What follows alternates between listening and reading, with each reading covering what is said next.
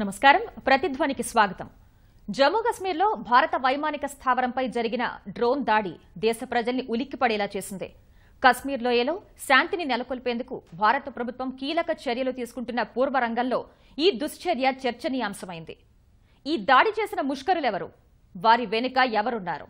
ఉగ్రవాదుల పీచమణిచేందుకు భారత బలగాలు ఇంకా ఎటువంటి సాంకేతిక సాధన సంపత్తిని సమకూర్చుకోవాలి అనేది నేటి ప్రతిధ్వని. ఇండియన్ మిలిటరీలో, ఇండియన్ ఎయిర్ ఫోర్స్లో కీలక బాధ్యతలు నిర్వహించిన ఇద్దరు మాజీ ఉన్నతాధికారులు ఈ రోజు మనతో ప్రతిధ్వనిలో పాల్గొంటున్నారు. లెఫ్టినెంట్ జనరల్ ఏఆర్కే రెడ్డి గారు గతంలో ఇండియన్ మిలిటరీలో జమ్మూ కశ్మీర్, ఈశాన్య రాష్ట్రాలు సహా దేశంలోని కీలక సరిహద్దుల్లో ఆయన ఉన్నత స్థానాల్లో పనిచేశారు. అతి విశిష్ట, పరమ విశిష్ట వంటి పురస్కారాలను అందుకున్నారు. మరొకరు స్క్వాడ్రన్ లీడర్ మాధవపెద్ది కాళిదాస్ గారు భారత వైమానిక దళంలో కీలక పదవుల్లో పనిచేశారు. ఉగ్రవాదుల ఏరివేత ఆపరేషన్లో పాల్గొన్నారు.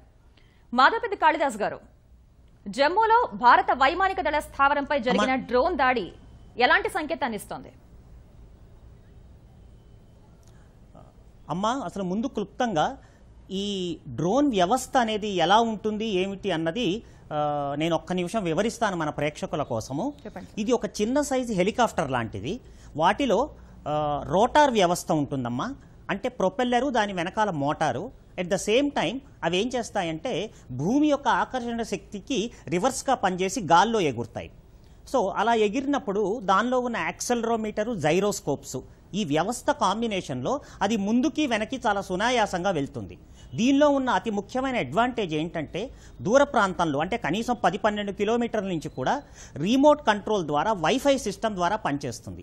ఇవి దేనికి వాడతారు అంటే సర్వలెన్స్, అంటే గూఢచర్యానికి, బాంబులు వేయటానికి, తర్వాత వీడియో కెమెరాస్తో లైవ్ పిక్చర్స్ పికప్ చేయటానికి. సో ఇప్పటి వరకు ఉగ్రవాదము బాంబులు పెట్టడము, డైరెక్ట్గా సైనికుల మీద, జనవాసాల మీద గన్నులతో, రకరకాల ఆయుధాలతో విరుచుకుపట్టం చేసింది. కానీ ఇప్పుడు వాళ్ళు డ్రోన్ వ్యవస్థతో ఒక ఆయుధాన్ని జారవిడిచారు. ఇది దేనికి సంకేతం అంటే ఉగ్రవాదులకి అటువంటి పరిజ్ఞానం అందటం అన్నది చాలా ప్రమాద హేతువు. కనుక ఇక్కడ ఈ ఉగ్రవాదులు దానిని ఉపయోగించి మొట్టమొదటిసారిగా మన భారతదేశ చరిత్రలో ఒక మిలిటరీ టార్గెట్, భారత వైమానిక స్థలం పైన, అందులోనూ జమ్మూ ఉన్నటువంటి ఎయిర్ ఫోర్స్ స్టేషను బార్డర్ నుంచి 12-13 కిలోమీటర్లు మాత్రమే ఉంటుంది. అందుకని వాళ్ళు ఈ పరిజ్ఞానాన్ని మొట్టమొదటిసారిగా ప్రయోగించి చూశారని నాకు అనిపిస్తోంది. అంటే వాళ్ళ కంట్రోల్లో ఉన్నటువంటి ఈ డ్రోన్ వ్యవస్థతో వాళ్ళు ఒక ఇంప్రూవైజ్డ్ డిటెక్టర్, ఏదైతే ఇంప్రూవైజ్డ్ డివైస్ ఉంటుందో దాని ద్వారా బాంబులని వాళ్ళకి అనుకున్న టార్గెట్ ద్వారా వెళ్ళారో లేదో తెలియదు, కానీ ఖచ్చితంగా వైమానిక స్థావరంలోకి దూసుకు వెళ్ళి అర్ధరాత్రి 1:20 ప్రాంతాలలో వెళ్ళి ఆ బాంబును జారవిడిచి అది పేలుతుందా లేదా అన్నది పరీక్షించి చూశారు అన్నది స్పష్టంగా కనపడుతోంది. సో ఇటువంటి సాంకేతిక పరిజ్ఞానము ఉగ్రవాదానికి చేయూత కావటము చాలా కలవరపాటుకి గురి చేస్తుంది. లెఫ్టినెంట్ జనరల్ ఏఆర్కే రెడ్డి గారు, సార్ మీరు ఆ ప్రాంతంలో చాలా కాలం సైనికాధికారిగా పనిచేశారు కూడా. అయితే మీ అనుభవంతో చెప్పండి సార్, అసలు ఈ దాడి లక్ష్యం ఏంటంటారు? దీని వెనక ఎవరున్నారని మీరు భావిస్తున్నారు? దీని వెనక ఉండేది దాంట్లో వితౌట్ డౌట్ పాకిస్తానే, దాంట్లో డౌట్ లేదు. కానీ దీంట్లో ఏంటంటే దాని లక్ష్యం, ఇప్పుడు మనం కనుక చూసుకుంటే ల్యాండ్ బార్డర్లో line of control Jammu and కాశ్మీర్లో చాలా సెన్సిటివ్ బార్డర్ అయిపోయింది. చాలా almost shoulder to shoulder both సైడ్స్లో ఆర్మీ డిప్లాయ్ ఉంది. అందుకని ఇన్ఫిల్ట్రేషన్ ఫిజికల్గా రావటం అనేది చాలా ఇబ్బంది అయిపోయింది. దానికని కొత్త న్యూ డైమెన్షన్లో ఈ డ్రోన్స్ అనేవి ఆపరేట్ చేయటం చాలా జరుగుతాను. ఇంతకుముందు కూడా జరిగినాయి, కానీ ఇప్పుడు అటాక్ అనేంతవరకు డ్రోన్స్ ఎప్పుడు అటాక్ చేయలేదు. ఓన్లీ సర్వలెన్స్గా, అంటే ఇన్ఫర్మేషన్ సీకింగ్, ఎక్కడున్నాయి మన ట్రూప్స్, ఎక్కడున్నాయి మన ఇండియన్ ట్రూప్స్, ఎక్కడెక్కడ డిప్లాయ్ చేశారు, ఎక్కడ సెన్సిటివ్ ఏరియాస్ ఏమున్నాయి, వీటిని ఐడెంటిఫై చేయటం కోసమే కానీ అటాక్ చేయాలని ఉద్దేశంతో ఇంతవరకు ఇప్పుడు డ్రోన్ అటాక్స్ లాగా జరగలేదు. అందులో ఎయిర్ ఫోర్స్ స్టేషన్లో జరిగిందంటే సంథింగ్ మనం గమనించాల్సిన విషయం అనమాట. కానీ ఈ రిపోర్ట్స్ వచ్చిన దాన్ని బట్టి, కొంత ఇన్ఫర్మేషన్ అటు ఇటు వచ్చిన దాన్ని బట్టి మనకు తెలిసేది ఏంటంటే ఇది పెద్ద భారీ ఎత్తున వచ్చింది కాదు. ఇది రెండు విధాలుగా ఉంది. ఒకటి, ఈ చిన్న డ్రోన్ అనేది లోకల్గా వచ్చి ఇన్ఫిల్ట్రేషన్ ఆల్రెడీ అయ్యి ఇండియాలోనే ఫ్యాబ్రికేట్ చేసి ఈ స్లీపర్ సెల్ అనేవాళ్ళు లాంచ్ చేశారని ఒక దృక్పథం. రెండవది అక్రాస్ ద బార్డర్ పాకిస్తాన్ నుంచి లోపలికి వచ్చిందని. ఈ సైజుని బట్టి చూస్తే ఈ రేడార్ పికప్ చేయలేదంటే ఇంకా చాలా చిన్న సైజ్ అయి ఉండాలి, చాలా స్లోగా వచ్చి ఉండాలి. ఈ స్లోగా వచ్చినవి ఇన్ఫిల్ట్రేషన్ చేసినవి వీటిని కనుక్కోవడం చాలా కష్టం అనమాట. వాళ్ళు చేసింది బహుశా వాళ్ళు వేసింది not even half A KG. Half A KG is enough to sort of make a big destruction in the vulnerable areas of the airfields. అందువల్ల ఏంటంటే డ్రోన్ కాన్సెప్ట్ ఒకటి పాకిస్తాన్ డెవలప్ చేసి ఇక్కడికి తీసుకొస్తుందంటే డ్రోన్స్ బిగ్గర్ డ్రోన్స్ అనేవి ఇండియాకు ఉన్నాయి, పాకిస్తాన్ మన దగ్గర స్క్వాడ్రన్స్ ఉన్నాయి మన దగ్గర. అందువల్ల ఏంటంటే drones as a concept for warfare is a different subject. కానీ ఈ ఆతంకవాదులు ఈ ఇన్ఫిల్ట్రేటర్స్ వచ్చి వీళ్ళు వాళ్ళని పరిచయం చేయటం కానీ వాళ్ళని సప్లిమెంట్ చేయటం, వాళ్ళు చేసే ఎఫర్ట్స్ని సప్లిమెంట్ చేయటం కానీ ఈ డ్రోన్ అటాక్స్ కనుక వస్తే టార్గెట్ని వాళ్ళు పికప్ చేయడానికి ఈజీ అవుద్ది. టార్గెట్ ఒకసారి కనుక పికప్ చేస్తే రెండు రకాలన్నమాట. ఒకటి ఏరియల్గా వాళ్ళు చేసే డ్రోన్ అటాక్ కానీ డ్రాప్ చేయటం కానీ, సెకండ్ వాళ్ళకు ఉండే ఫ్రెండ్షిప్ దగ్గరలో ఉండే వాళ్ళు ఆల్రెడీ ఇన్ఫిల్ట్రేట్ చేసిన వాళ్ళు మీరు ఫలానా టార్గెట్కి దారి ఇటు నుంచి పోవచ్చు అని వాళ్ళని గైడ్ చేయొచ్చు అనమాట, గైడెన్స్ చేయొచ్చు. సో టాక్టికల్ లెవెల్లో ఈ డ్రోన్ అనేది చాలా ఉపయోగపడుద్ది టెర్రరిస్ట్కి. అయితే మన కౌంటర్ మెజర్స్ దీనికి ఏంటంటే ఫస్ట్లీ సర్వేలెన్స్ సిస్టమ్, మన రేడార్ సిస్టమ్, ఇంకా క్రోవా థికెన్ చేయాలన్నమాట. ఇక దీంట్లో ఏంటంటే జామర్స్ చాలా ఉపయోగపడతాయి. వీటి కమ్యూనికేషన్ అంతా మొత్తం వైర్లెస్ కమ్యూనికేషన్, వైఫై కమ్యూనికేషన్ తోటి ఉంది కాబట్టి జామర్స్ వెరీ సింపుల్ జామర్స్ వాడినా కూడా ఎలక్ట్రానిక్ వార్ఫేర్కి సంబంధించిన విషయాల్లో ఈ చాలా డ్రోన్స్ని నాన్ ఎఫెక్టివ్ చేసేసి మెయిమ్ చేయొచ్చు. It can be crashed, it can just maim దాన్ని క్రాష్ చేసే విధి విధానం కూడా మనలో ఎలక్ట్రానిక్ కౌంటర్ మెజర్స్లో మన దగ్గర ఉందన్నమాట. Okay sir. కాళిదాస్ గారు, ఉగ్రవాదులు అసలు ఇప్పటిదాకా ఉగ్రవాదులు ఎప్పుడైనా డ్రోన్లను ఉపయోగించారా? ఒకవేళ ఉపయోగిస్తే అసలు వాటిని పసిగట్టి వాటిని ఎదుర్కోవడంలో మన బలగాలకున్న అనుభవం ఎలాంటిది? ఇందులో 3 మౌలికమైనటువంటి అంశాలు అమ్మా. మీరు అన్నట్టు ఉగ్రవాదులు దీనిని ఉపయోగించారా?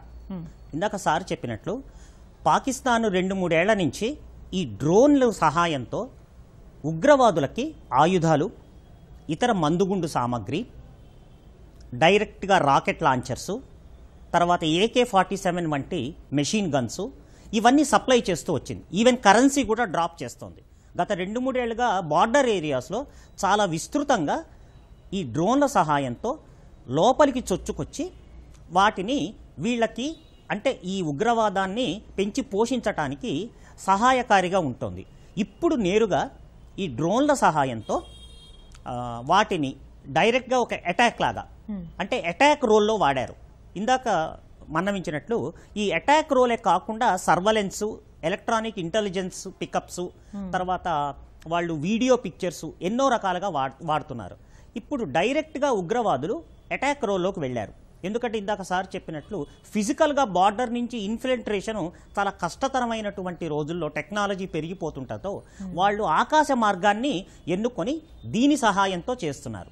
రెండవదమ్మా మీరు అన్నట్లు వీటిని ఎలా పసిగట్టాలి, ఎలా నిర్వీర్యం చేయాలి, ఇవి 2 అంశాలు. ఈ పసిగట్టడంలో 3-4 అంచెలుగా ఉంటుంది. ఒకటి డిటెక్షన్. డిటెక్ట్ అయిన తర్వాత అది ఫ్రెండ్లీనా ఫోనా? ఫో అంటే శత్రువు, అన్ఐడెంటిఫైడ్. ఫ్రెండ్లీ అంటే మన సొంతంది. కానీ సొంత డ్రోన్లు ఎక్కడ మిలిటరీ టార్గెట్స్ పైన సంచరించడం కానీ ఎగరటం కానీ జరగవు. కనుక ఇది ఖచ్చితంగా ఉగ్రవాదులు వాళ్ళు ఒక టెస్ట్ లాగా చేశారని నేను గట్టిగా విశ్వసిస్తున్నాను.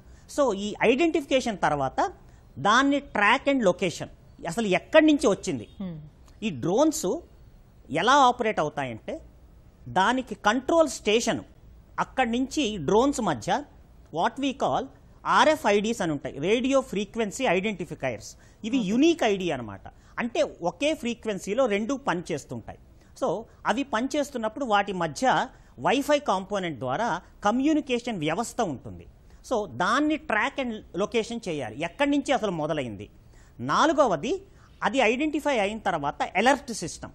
అలర్ట్ సిస్టమ్ అంటే ఇదొక శత్రు దేశానికి లేదా ఆటంకవాదులకి లేదా అన్ఐడెంటిఫైడ్, అన్ఆథరైజ్డ్ అంటాం. ఈ అన్ఆథరైజ్డ్ డ్రోన్స్ మన భూభాగంలోకి మన ఎయిర్ స్పేస్లోకి ఎంటర్ అయినప్పుడు దానిని అలర్ట్ చేయటం, దాన్ని గుర్తించి దాన్ని నిర్వీర్యం చేయడానికి కౌంటర్ సిస్టమ్స్. ఈ కౌంటర్ సిస్టమ్స్లో మళ్ళా ముందు డిటెక్షన్కి వచ్చేటప్పటికి 4-5 టెక్నాలజీస్ ఉన్నాయి. RF analysers, radio frequency analysers, ఇవి ఆ వ్యవస్థని పసిగడతాయి. తర్వాత ఈ పరిజ్ఞానం ఉపయోగించడంలో భారత ప్రభుత్వానికి ఉన్న అనుభవం ఎలాంటిది? అది డిటెక్ట్ చేసి వాటిని ట్రేస్ చేసి వాటిని నిర్వీర్యం చేయడంలో ఉన్న భారత ప్రభుత్వానికి ఉన్న పరిజ్ఞానం ఎట్లాంటిది? భారత సైన్యానికి ఉన్న పరిజ్ఞానం ఎటువంటిది? ఇప్పుడే ఇవి DRDO వాళ్ళు డెవలప్ చేసి అందచేస్తున్నారు, కానీ ఇంకా అవి కొంచెం ప్రాథమిక దశలోనే ఉన్నాయి. ఎందుకంటే ఈ వ్యవస్థలు వేరు. డిటెక్షన్, ఇందాక నేను చెప్పినట్లు డిటెక్ట్ చేసి ట్రాక్ అండ్ లొకేట్ చేయటం అనేది ఒక సపరేట్ వ్యవస్థ. దాన్ని నిర్వీర్యం చేయటం అనేది రెండో వ్యవస్థ. ఈ నిర్వీర్యం ఎలా చేయాలి అంటే నార్మల్గా ఫిజికల్గా ఆ డ్రోన్లను నాశనం చేయటం. వాటిని నెట్ గన్స్ అంటారు. అంటే భుజం మీద పెట్టుకొని ఉపయోగించేటువంటి రాకెట్ లాంచర్సు, చిన్న తేలికపాటి మిజైల్స్ లేదా గన్స్ ఉంటాయి. రెండవదమ్మా ఎలక్ట్రానిక్గా నాశనం చేయటం. ఇదేమవుతుందంటే హై పవర్ మైక్రోవేవ్ సహాయంతో ఎలక్ట్రోమాగ్నెటిక్ పల్స్, EMP అంటారు. ఈ ఎలక్ట్రోమాగ్నెటిక్ పల్స్ సహాయంతో దానిలో ఉన్నటువంటి ఎలక్ట్రానిక్ వ్యవస్థని నాశనం చేయటం అవుతుంది. ఇది రెండవ వ్యవస్థ అన్నమాట. ఇవి ఇంకా ప్రాథమిక దశలోనే ఉన్నాయి. అటువంటి వ్యవస్థని కలిగి ఉండటం, అట్ ద సేమ్ టైం ఇంకొక కౌంటర్ డ్రోన్స్తో అవి కూడా గాల్లోకి లేచి ఈ డ్రోన్స్ డిటెక్ట్ అయిన తర్వాత కింద ఉన్నటువంటి రాడార్ వ్యవస్థ, ఈ రాడార్ వ్యవస్థలోనే అసలు లొసుగుందమ్మా. ఏమవుతుందంటే సామాన్యంగా రాడార్ వ్యవస్థలు కొంచెం పెద్ద టార్గెట్స్ని ఈజీగా పికప్ చేయగలవు. అందులోనూ హిమాలయన్ మౌంటైన్స్ ఉన్న చోట రాడార్ వ్యవస్థ రిఫ్లెక్ట్ అయ్యి ఆబ్జెక్ట్ యొక్క ఎకో ద్వారా అంత ఈజీగా పికప్ చేయవు. సో అందువల్ల ఇది ఇంకా ప్రాథమిక దశలోనే ఉన్నాయి. దాన్ని కౌంటర్ చేసే పరిపూర్ణత ఇంకా ట్రయల్స్ లోనే ఉంది. సైన్యానికి పరిపూర్ణంగా అందలేదని నేను భావిస్తున్నాను. రైట్. ఏఆర్కే రెడ్డి గారు, సాంకేతికంగా చూస్తే భారత త్రివిధ దళాలు ఇంకా ఎలాంటి నూతన పరిజ్ఞానాన్ని అందిపుచ్చుకోవాల్సిన అవసరం ఉందంటారు? టెక్నాలజీ అనేది భారతదేశంలో ఉండే టెక్నాలజీ వరల్డ్ క్లాస్ టెక్నాలజీ. దీంట్లో మనకు ఎటువంటి ఎవరికి కానీ మన భారతదేశంలో పౌరులకు కానీ ఎటువంటి డౌట్ ఉండకూడదు. టెక్నాలజీ ఎందుకంటే నేను చెప్పటం one of the highest technology. ఇప్పుడు 2018లో అమెరికన్స్ వాడిన టెక్నాలజీ మనం ఆల్రెడీ 2018లోనే వాడాం. వాళ్ళు వాడిన టెక్నాలజీ సమ్ ఆఫ్ ఇట్ మనమే సప్లై చేసాం వాళ్ళకి. బెలూచిస్తాన్లో అమెరికన్స్ ఎగెన్స్ట్ ద బెలూచీస్ యాంటీ పాకిస్తాన్కి పనిచేసిన వాళ్ళందరినీ అక్కడ వాళ్ళు పట్టుకోవడంలో చాలా సక్సెస్ఫుల్ అయ్యారు. ఇట్లా డ్రోన్స్, UAVలు అపాయింట్ చేసి. Drone is nothing but an extension of miniaturised of the UAV only. అయితే ఇప్పుడు ఈ లో ఇంటెన్సిటీ కాన్ఫ్లిక్ట్ మన coming back to the subject, low intensity conflict చిన్న చిన్న విషయాల్లో 10 మంది 12 మంది గ్రూపింగ్లో వచ్చి హెరాస్మెంట్ కంటిన్యూస్గా చిన్న చిన్న పొడుస్తూ వచ్చే ఈ లో ఇంటెన్సిటీ పెద్ద యుద్ధం కాకుండా చిన్న చిన్న యుద్ధాల్లో పనిచేసే ఈ Jammu and Kashmir related line of control 20 kilometers inside the line of control, particularly in the Kashmir valley జరుగుతున్న విషయాలకు మనం ఈ అప్లై చేస్తే టెక్నాలజీ మన దగ్గర ఉన్న తక్కువేం కాదు. టెక్నాలజీ తక్కువ, కానీ ఈ డ్రోన్ అనేది టెక్నాలజీకి డిఫై చేస్తూ ఉంది. ఎందుకు చేస్తుందంటే ఈ ఫస్ట్ 2 points ఇన్ దిస్. ఒకటి, ఎవరైనా ఈ డ్రోన్ 1 kilometer రేడియస్లో ఎవరైనా కొనుక్కోవచ్చు. ఇప్పుడు మనం పెళ్లిళ్ళలో కూడా చూస్తూ ఉంటాం, చిన్న చిన్న డ్రోన్స్ ఫ్లై అయిపోయి ఫోటోలు తీసుకుంటూ ఉంటారు, సెరమోనియల్ సబ్జెక్ట్స్లో వాడుతూ ఉంటారు. ట్రాఫిక్ క్లియరెన్స్ కోసం పోలీసులు వాడుతూ ఉన్నారు ఈ మధ్యలో. అందువల్ల డ్రోన్ పాలసీ కాన్సెప్ట్ అనేది ఒక రకంగా ఉంది. As for the line of control ఆ విషయం కనుక వస్తే లో ఇంటెన్సిటీ కాన్ఫ్లిక్ట్లో ఈ డ్రోన్స్ మనం వాడింది కానీ వాళ్ళు వాడింది కానీ ఏ పెద్ద టెక్నాలజీ రిలేటెడ్ కాదు. దీనికో టెక్నాలజీ ఇది డిటెక్షన్కి అవే ఫ్రమ్ ద డిటెక్షన్. అది లాస్ అయిపోయినా సరే వాళ్ళకి ఏం నష్టం లేదు. మాదేం కాదంటారు, ఇది మాది కాదండి అని చెప్పంటారు. అందువల్ల ఐడెంటిఫికేషన్ లేదు ఈ డ్రోన్కి. ఈ డ్రోన్కి ఐడెంటిఫికేషన్ లేదు కాబట్టి ఇక్కడ ఇండియా నుంచి స్లీపర్ సెల్స్ లాంచ్ చేసిందా, పాకిస్తాన్ నుంచి ఉండే వాళ్ళ క్యాంప్స్ నుంచి లాంచ్ చేసిందా అనేది డిఫికల్ట్ ఫైండ్ అవుట్. ఎందుకంటే మన రేడార్ సిస్టంలో అది డిటెక్ట్ కాలేదు. ఒకవేళ డిటెక్ట్ అయితే within seconds it can be neutralised by a system of electronic warfare itself, that can be neutralised. అందువల్ల ఇండో పాక్ ఈక్వేషన్లో టెక్నాలజీ వైజ్ ఇండియా పాకిస్తాన్ కన్నా చాలా ముందుగా ఉంది. ఇప్పుడు మనకి కాళిదాస్ గారు చెప్పినట్టుగా డిఆర్డిఓ ఆల్రెడీ ఈ యూజ్ చేసి మనకి యూజర్ ట్రయల్స్ కూడా అయిపోయాయి.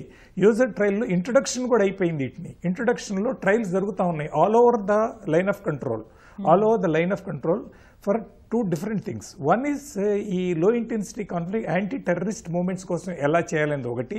సెకండ్ ఈజ్ సబ్సిక్వెంట్లీ రేపు యుద్ధం కనుక వస్తే లార్జర్ ఫోర్సెస్కి ఎట్లా మనం డిటెక్ట్ చేసి మన ఫోర్సెస్ని ఎట్లా డైరెక్ట్ చేయాలనేది కూడా tactical a small little battalion commander can launch and find out what exactly is going on.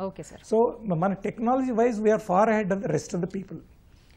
Madhavapati Kalidas garu, అసలు ప్రపంచవ్యాప్తంగా డ్రోన్ తరహా దాడుల్ని సమర్థంగా తిప్పికొట్టే అద్భుత సైనిక వ్యవస్థలు ఏ ఏ దేశాల్లో ఉన్నాయి? వారు ఎలాంటి టెక్నాలజీని వాడుతున్నారు? ఈ డ్రోన్స్ని నిర్వీర్యం చేయటానికి, కౌంటర్ చేయటానికి 4-5 రకాలు ఉన్నాయమ్మా.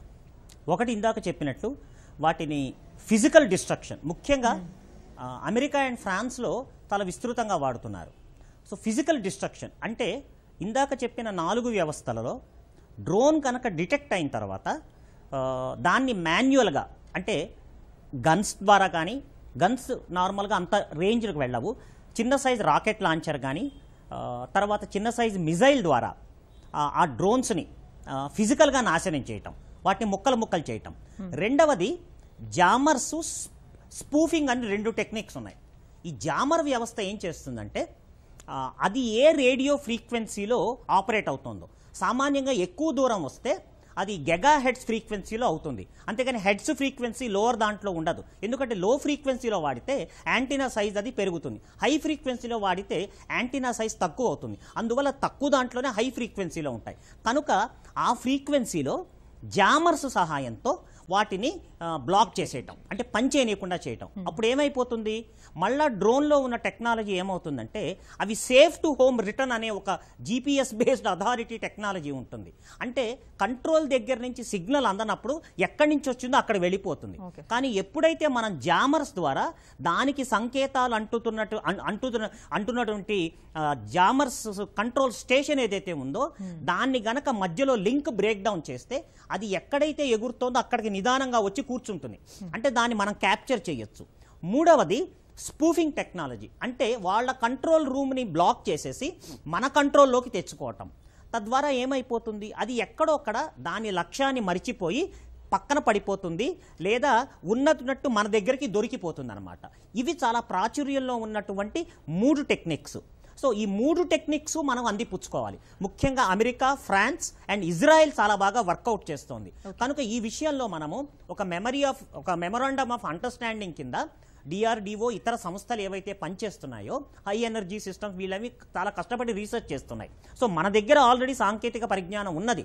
వీళ్లతో కూడా టైఅప్ చేసుకుంటే ఈ డ్రోన్స్ యొక్క సామర్థ్యాన్ని, శత్రు దేశాలకి, ఉగ్రవాదులకి సంబంధించిన డ్రోన్స్ సామర్థ్యాన్ని చాలా వరకు నిర్వీర్యం చేయొచ్చు. కాళిదాస్ గారు, అసలు ఇలాంటి టెక్నాలజీని వాడి దాడులు చేసే ఉగ్రవాదుల ప్రధాన లక్ష్యం ఏంటంటారు? ఇది చాలా మంచి ప్రశ్న అమ్మా. ఏ ఉగ్రవాదానికి అయినా ఒక ప్రత్యేకమైనటువంటి పద్ధతి, ధర్మం అంటే ఏమీ ఉండవు. కేవలము అనవసరంగా, అన్యాయంగా ప్రజలని, ప్రభుత్వాలని, ముఖ్యంగా మిలిటరీ వ్యవస్థలని నాశనం చేయటమే వాళ్ళ లక్ష్యం. ఇప్పుడు ఇక్కడ వాళ్ళు ఒక మిలిటరీ స్థావరాన్ని, అంటే వైమానిక స్థావరాన్ని, బార్డర్గా దగ్గరున్నటువంటి వైమానిక స్థావరాన్ని టార్గెట్ చేశారు. ఇక్కడ ప్రశ్న ఏమొస్తుందంటే 12 కిలోమీటర్ల అవతలే ఉంది పాకిస్తాన్ బార్డర్ కాదు, అది లైన్ ఆఫ్ కంట్రోల్.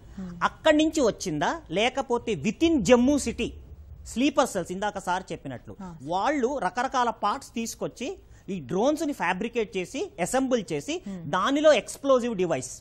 సో వాళ్ళు 2 టార్గెట్స్ అమ్మా. ఒకటి మిలిటరీ టార్గెట్స్, వాళ్ళని ఎలా అయితే నిర్వీర్యం చేస్తున్నారో army, CRPF, border security force. రెండవది నా దృష్టిలో, నా అభిప్రాయంలో అత్యంత ప్రమాదకరమైనటువంటి వ్యవస్థ కేవలము మిలిటరీ టార్గెట్స్ కాదు, రేపు జనవాసాల మీద, అంటే మామూలు ఊళ్ళల్లో, మామూలు సిటీస్లో మనం చూసాం. లష్కరే తోయిబా దగ్గర నుంచి జైషే మహమ్మద్ దాకా వాళ్ళు ఎన్నో రకమైన బాంబు దాడులకు పాల్పడ్డారు. 1993లో బాంబే ట్రైన్ బ్లాస్ట్ దగ్గర నుంచి మన సిటీలో కూడా అందరికీ గుర్తుండే ఉంటుంది. దిల్సుఖ్ నగర్ కానీ, లుంబిని పార్క్ కానీ, తర్వాత ఇతర గోకుల్ చాట్ కానీ, సో అక్కడ ఫిజికల్గా బాంబులు పెట్టి చేశారు. కానీ ఇప్పుడు మనకి అదేంటారు సీసీటీవీ టెక్నాలజీ, ఇతర సెక్యూరిటీ పెరిగిపోతుంటదో వాళ్ళు ఇంటి మేడ పైన, ఒక అపార్ట్మెంట్ పైనుంచి కూడా అర్ధరాత్రి పూట డ్రోన్స్ని లేదా జనసమ్మర్దం ఉండే చోట, సో జనవాసాల మీద దాడి చేస్తే అది ఇంకా అత్యంత ప్రమాదకరమైనది అవుతుంది. కేవలం మిలిటరీ టార్గెట్స్ కాదు, ప్రభుత్వము తర్వాత సెక్యూరిటీ ఏజెన్సీ ఈ 2 టార్గెట్స్ డ్రోన్స్ సహాయంతో ఉగ్రవాదులు చేయకుండా చాలా కృషి చేయాల్సిన అవసరం ఉంది. ఓకే, ఏఆర్కే రెడ్డి గారు, ఉగ్రవాదులకు ప్రపంచంలోని ఈ అత్యున్నత సాంకేతిక పరిజ్ఞానం అసలు ఎక్కడి నుంచి లభిస్తుంది? వారికి ఇంత భారీగా నిధులు ఎక్కడి నుంచి వస్తున్నాయి? ఈ పాకిస్తాన్కి వచ్చేది చైనా నుంచే ఎక్కువ వస్తుంది, దాంట్లో డౌటు. ఇదివరకు అమెరికా సప్లై చేస్తుంది, కానీ ఈ మధ్యలో అమెరికా సప్లై చేస్తుందా లేదని ఒక క్వశ్చన్ మార్క్ అయిపోయింది. కానీ 90% of the requirement of these type of ఇట్లాంటి విషయాలన్నీ చైనా నుంచే వస్తాయి. China produces these things for varieties of reasons. Commercial reason కానివ్వండి, వాళ్ళ డొమెస్టిక్ రిక్వైర్మెంట్ కానివ్వండి, ఫ్రెండ్షిప్, యాంటీ ఇండియా క్యాంపెయిన్ కానివ్వండి, పాకిస్తాన్కి వచ్చేవన్నీ చైనా నుంచి వచ్చేవి. చైనాలో టెక్నాలజీ వైజ్ వాళ్ళు కూడా చాలా తక్కువేం లేదు. వాళ్ళ టెక్నాలజీ క్రూడ్ టెక్నాలజీ అయినా కూడా ఇప్పుడు చాలా రిఫైన్ చేసుకుని దాన్ని చాలా ముందుకు తీసుకొచ్చారు. పాకిస్తాన్లో ఉండేవన్నీ ఈ చైనా నుంచి వచ్చినాయి. ఇకపోతే చైనాకి మనకి ఉండే సబ్జెక్ట్ వేరేగా డిస్కస్ చేద్దాం. ఇప్పుడు చైనా నుంచి వచ్చిన ఈ టెక్నాలజీని వాళ్ళు వాడుకుంటున్నారు. చైనాలోనే ట్రైనింగ్ అవుతారు కూడా, వీళ్ళు పోయి అక్కడ ట్రైనింగ్ అవుతారు. ఇకపోతే మనం బేసిక్ ఇష్యూ చూడాల్సింది ఏంటంటే, ఒకటి టాక్టికల్గా స్మాల్ సెగ్మెంట్స్లో ఈ లో ఇంటెన్సిటీ కాన్ఫ్లిక్ట్ మనకు జరిగే ఉగ్రవాదం గురించి, దాని గురించి మనం ఇప్పుడు డిస్కస్ చేసుకుంది. ఇది ఎక్కడికి దారితీస్తుంది, ఏ రకంగా దారితీస్తుందంటే, మనుషుల ప్రయత్నం లేకుండా, ఉగ్రవాది ఇన్ఫిల్ట్రేషన్ లేకుండా వాళ్ళు అనుకున్న టార్గెట్ని ఎట్లా డిస్ట్రాయ్ చేయాలా అనే ఉద్దేశంతో వచ్చి ఎంత డీప్గా రాగలరు. Say for example Uri sector తీసుకోండి, ఎంత డీప్గా రాగలరు అనేది మనకి ఒక ప్రశ్న చిహ్నంగా ఉండిపోయింది.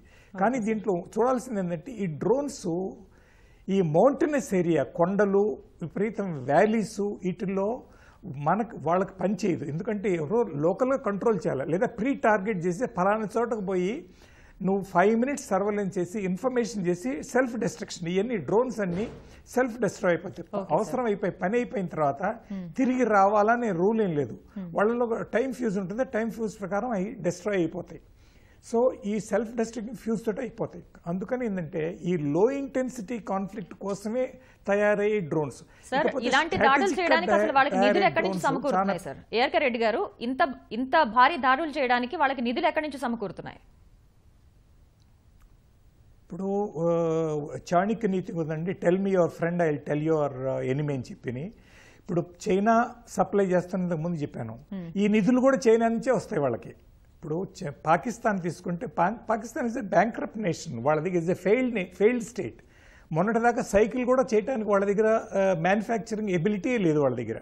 కానీ ఈ వచ్చేయన్ని వాళ్ళకి ఎప్పుడు అయినా సరే ఈ ఉగ్రవాదం కానీ, ఫండమెంటలిజం కానీ ఇవన్నీ ప్రమోట్ చేస్తూ ఈ కమిటీ ఆఫ్ ఇస్లామిక్ నేషన్స్లో వాళ్ళ ఒక ఐడెంటిటీ కోసమనే ఈ న్యూక్లియర్ బాంబులు, ఈ డ్రోన్స్, లైవ్ సిచ్యువేషన్ పెట్టుకుంటూ ఉంటారనమాట.